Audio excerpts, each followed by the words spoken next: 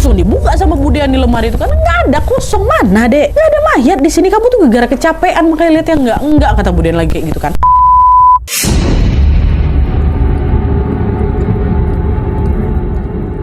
Oke, jadi kisah yang akan aku ceritakan malam ini dikirim sama kita yang kita panggil saja namanya Cia dari Sumatera Utara. Halo Cia. Nah, jadi kisah yang mau aku bawakan malam ini dialami langsung sama Cia dan juga keluarganya. Dan seperti biasa sebelum aku masuk ke ceritanya, aku mau jelasin sedikit dulu tentang latar belakangnya Cia dan juga keluarganya Cia, Wak, ya. Jadi, Cia ini, Wak, tinggal di sebuah desa di Sumatera Utara yang kita sebut aja namanya Desa Belanga. Cia ini adalah anak pertama dari 3 bersaudara dan dia ini juga baru aja tamat SMA kala itu waktu kejadian nih. Dan karena usianya ini terpaut jauh dari adik-adiknya, Cia ini menjadi anak yang paling bisa diandalkan di keluarganya, Wak. Nah, orang tuanya Cia ini berprofesi sebagai guru. Ibunya guru PNS di salah satu sekolah negeri yang ada di sana dan bapaknya adalah seorang guru honorer di salah satu SMA swasta yang lokasinya nggak begitu jauh dari rumahnya Cia. Ya, dua-duanya guru. Cia dan juga keluarganya ini, Wak, pernah mengalami serangkaian kejadian mistis ketika mereka ini berada di rumah kakeknya dari pihak bapaknya Cia yang berada di desa seberangnya Belanga yang kita sebut aja namanya Desa Selarung, ya. Jadi Cia sama kakek neneknya ini, Wak, nggak satu desa, pisah desa. Nah, kakek Cia ini, Wak, kakek dari pihak bapak ini namanya Amang Barutu dan istrinya atau nenek Cia namanya Mak Inong. Nah, Amang Barutu ini orang asli suku Batak kali. Tapi karena waktu itu ada masalah yang lumayan serius yang harus membuat Amang Barutu ini jadi buronan, Wak. Amang Barutu pun terpaksa mengubah identitas namanya dengan melepaskan marga Bataknya dan merantau tuh ke Pulau Jawa, tepatnya di mana? Di Jawa Timur. Dan di sana Amang Barutu ini langsung mengubah identitas namanya menjadi Yetno. Jadi Mbah Yetno selama sisa hidupnya. Udah nggak Amang Barutu lagi, namanya diganti kan namanya jadi Mbah Yetno, ya. Nah, karena pernah merantau ke Jawa Timur, Wak, Mbah Yetno ini akhirnya bisa lah tentunya berbahasa Jawa dan keturunannya pun sebagian besar bisa berbahasa Jawa, Wak. Mbah Yetno ini sama Mak Inong istrinya punya 3 orang anak. Anak pertama namanya Pak De Ari. Dia menikah sama Bude Ani namanya. Terus anak kedua namanya Bude Sulastri. Terus anak ketiga namanya bapaknya Cia, Bapak Wawa. Gak dikasih tahu sama Cia. Pokoknya bapaknya Wawa ya, Bapak Cia. Nah, ketiga anaknya Mbah Yetno ini, Wak, bisa juga paham juga berbahasa Jawa. Walaupun waktu itu mereka masih tinggal di Sumatera Utara. Kan cuma bapaknya yang pindah ke Jawa Timur kan. Nah, lalu pada awal tahun 2020, ini kita fast forward ke 2020, Mbah Yetno ini, Wak, sakit keras. Tapi waktu itu Mbah Yetno nggak mau dibawa ke rumah sakit tuh. Jadi dia cuma dirawat di rumahnya sama istri dan anak cucunya. Hingga pada tanggal 2 Februari 2020, Mbah Yetno ini menunjukkan tanda-tanda kalau dia mau meninggal. Jadi udah macam sakratul maut gitu loh, Wak. Denyut nadinya lemah, napasnya juga udah nggak beraturan. Tapi anehnya di sini wajahnya Mbah Yetno tuh kaku gitu loh, dan mata itu nggak bisa ngedip, buka terus matanya. Nah, waktu itu semua anak Mbah Yetno kan udah kumpul tuh di sana tuh di Jawa Timur kan, termasuk juga menantu dan cucunya si Mbah Yetno, Bude Ani, ibunya Cia dan juga Cia juga ikut datang ke sana tuh kumpul lah. Mereka berkumpul di kamarnya Mbah Yetno waktu itu untuk mendoakan Mbah Yetno. Nah, waktu melihat kondisi nafasnya Mbah Yetno ini makin udah nggak beraturan, Wak, bapak atau anak terakhirnya Mbah Yetno ini pun atau bapaknya Wawa kita ini langsung mendekati telinganya Mbah Yetno dan menuntun Mbah Yetno untuk mengucapkan lafaz tauhid. La ilaha illallah. Ikutin, Pak. La ilaha illallah, digituin sama bapak.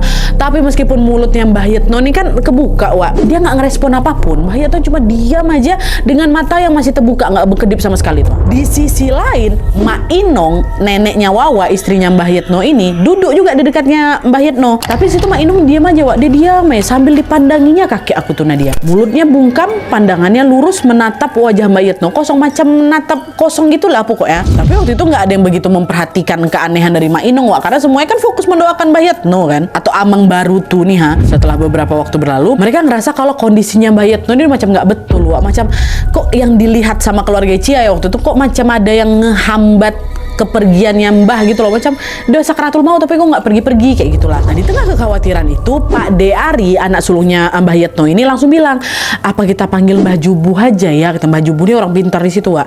Aku nggak tega ya ngelihat kondisi bapak kayak gini katanya. Nah, semua orang di situ adik-beradik dia langsung setuju juga, udahlah panggil aja Mbah Jubuh gitu kan. Akhirnya dipanggil lah ini, Wak, Mbah Jubuh. Malam itu juga tengah malam tuh kejadiannya.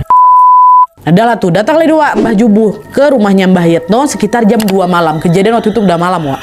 Nah, begitu sampai di sana, Mbah Jubuh ini langsung duduk di sampingnya Mbah Yetno, dipegangnya tubuhnya sambil dia membacakan doa. Nah, selain itu Mbah Jubuh ini juga mengucapkan kalimat dalam bahasa Jawa di telinga kiri kakek aku Nadia. Dia bilang kayak gini, yang didengar sama si Cia kayak gini, wong iki wes arep nemoni ajale, metu seko saiki, kata gitu. Pergilah, orang ini tuh udah akan menemui ajalnya, pergi dari tubuh ini, kata si Mbah Jubuh. Nah, mereka ucapan Mbah Jubuh, semua orang yang ada di sana makin penasaran nih, apa nih, kenapa tiba-tiba dia ngomong kayak gitu. Tapi waktu itu nggak ada yang berani nanya ke Mbah Jubuh, Wak. Mereka membiarkan aja Mbah Jubuh menyelesaikan apa yang harus dia lakukan lah, kayak gitu intinya. Bersamaan dengan Mbah Jubuh yang masih terus-terusan ngebisin merapalkan kalimat yang berbahasa Jawa di telinganya si kakek, Wak, bapak juga masih berusaha untuk menuntunkan dan juga membisikkan lafal la ilaha illallah di telinga kanannya Mbah Yetno. Jadi kiri kanan tuh dibacain sama mereka berdua kan, dan masih sama seperti sebelumnya, Wak.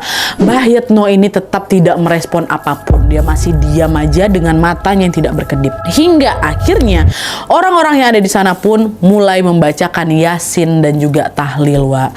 Sekitar jam 3 malamnya, Wak, jam 3 dini hari nih, tiba-tiba hujan lebat, gemuruh, angin datang, Nadia, kata si Cia. Terus hawa di sekitar rumah, di sekitar kamarnya Mbak Yetno tuh udah langsung gak enak kali gitu lah. Nah, Cia ingat kali, Wak, waktu itu Mbah Jubuh ini membisikkan lagi sesuatu di telinga Mbak Yetno dengan suara yang lebih keras lagi. Dan pada saat dikencangkan suara itu Mbah Jubuh kan, di saat itulah tiba-tiba terdengar petir nyambar kesana kemari, Nadia. Dan gak lama setelah itu barulah Mbah Yetno ini menghembuskan nafas terakhirnya, Wak. Dan meninggal Mbah Yetno kan, bisa lepas lah gitu. Tuh Mbah Yetno meninggal, semualah itu pada nangis, semua pada peluan, bapak gitu, panggil kakek, apa opung, apa segala macam. Tapi di sisi lain, di sini lagi-lagi ada satu orang yang cuma diam aja, Wak. Dia bengong aja sambil natap jasadnya Mbah Yetno. Dan orang itu siapa? Mak Inong, neneknya Cia, istrinya Mbah Yetno, Wak. Mukanya datar aja dia, macam nggak ada sedih-sedihnya, nggak nangis, nggak baca-baca doa, pokoknya cuma diam, tetap kayak gini, dia tengok muka laki kayak gitu. Tapi ya udahlah, dibiarkan aja sama mereka masih dengan kesedihan masing-masing. Dan nggak lama setelah itu Mbah Jubuh pun menceritakan apa yang sebenarnya terjadi sama Mbah Yetno, Wak. Jadi menurut cerita Mbah Jubuh, Mbah Yetno ini harusnya udah meninggal beberapa jam sebelumnya gitu. Tapi di dalam raganya itu katanya masih ada cekelan, Wak, macam pegangan gitu loh, semacam makhluk halus yang ngasih ilmu hitam ke Mbah Yetno selama Mbah Yetno ini hidup. Nah, cekelan atau makhluk halus ini, Wak, dia tuh macam mau hidup lebih lama gitu loh di dalam raganya Mbah Yetno. Dan katanya si Mbah Jubuh, dia juga lah yang menghambat kematiannya Mbah Yetno ini, Wak. Nah, Mbah Jubuh ini juga cerita kalau dulunya Mbah Yetno ini memang pernah belajar ilmu hitam waktu dia ngerantau ke Jawa Timur dari Sumatera Utara itu. Nah, Mbah Yetno melakukan itu supaya tubuhnya tuh kebal, Wak, dari berbagai serangan, sehingga dia ini bisa kabur dari orang-orang yang mencoba buat nangkap dia. Makanya buat mempertahankan dirinya dia belajar ilmu hitam. Kalian masih ingat kan Mbah Yetno ini kabur ke Jawa Timur gara-gara buronan kan, Wak? Itulah kenapa dia pakai ilmu hitam itu. Nah, selama belajar ilmu hitam, Mbah Yetno tuh dikasih pegangan lah gitu sama gurunya. Nah, pegangan inilah yang bikin Mbah Yetno ini bisa bertahan hidup sampai selama itu. Kata Cia, Wak, umurnya hampir 100 tahunan. Saking lamanya hidup tuh. Dan di akhir hidupnya itulah dia, Wak, Mbah Yetno ini susah meninggal karena katanya tertahan sama ilmu hitam yang dia miliki. Itu kata si Mbah Jubuh. Nah, setelah Mbah Jubuh menceritakan itu semua, Mbah Jubuh pamit pulang gitu. Mereka juga makasih ya Mbah apa segala macam. Dan pengurusan pemakaman Mbah Yetno pun segera langsung dimulai saat itu juga. Semua proses pemakaman alhamdulillah berjalan lancar, Wak. Nggak ada hal-hal yang aneh nih. Hingga selang beberapa bulan, tepatnya 2 bulan setelah Mbah Yetno ini meninggal dunia, tiba-tiba muncul lagi berbagai macam kejadian mistis yang terjadi sama keluarganya Cia lagi, Wak. Nah, jadi waktu itu 2 bulan setelah Mbah Yetno ini meninggal, Mak Inong tiba-tiba jatuh sakit. Dan makin hari kondisi Mak Inong ini makin buruk, Nadia. Sama juga macam lakinya dulu. Mak Inong ini nggak mau dibawa ke rumah sakit. Jadi seperti biasanya, anak-anak Mak Inong inilah yang bergantian merawat ibu mereka. Cuman di sini, Wak, yang paling sering menemani dan juga membantu Mak Inong adalah Bapak Wawa.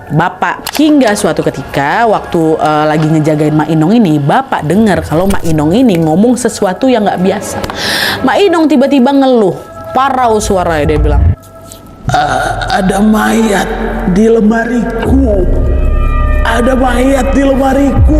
Ucapan tuh terus diulang-ulang sama macam orang lagi ngigau, Wak. Takutlah Bapak. Gak ada angin, gak ada hujan, kok tiba-tiba ngomong ada mayat di lemari. Malam-malam pula, Wak. Merinding Bapak di situ kan. Kenapa nih mama aku? Terus beberapa hari setelah itu, si Bapak ini ceritalah ke abangnya, ke Pak Dari dan juga saudara-saudara yang lain kalau